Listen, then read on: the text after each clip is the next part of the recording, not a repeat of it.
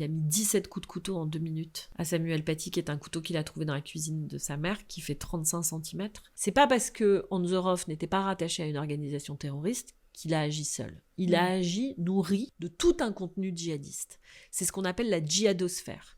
Et ça, c'était un des volets du procès qui était très intéressant. C'était de découvrir, je dis des gamins, parce que oui, des gamins de 18-20 ans, sur les réseaux, qui vont être alimentés par du contenu, par de la propagande djihadiste, qui vient, pour le coup, des organisations terroristes, qui sont, sur le plan de la communication, très, très, très bons, très forts, avec des organes, comme des organes de presse, en fait, traduits dans plusieurs langues, en russe, en arabe, en français, en anglais. Donc, en fait, des gens qui sont nés ici, qui ne parlent que le français, vont pouvoir avoir accès directement à un contenu djihadiste. Et comme le principe des réseaux sociaux, en fait, ils vont devenir complètement dingues. C'est-à-dire qu'ils vont passer 14 heures devant leur écran, et la radicalisation, elle se fait comme ça. Retrouvez Conversation avant la fin du monde sur toutes les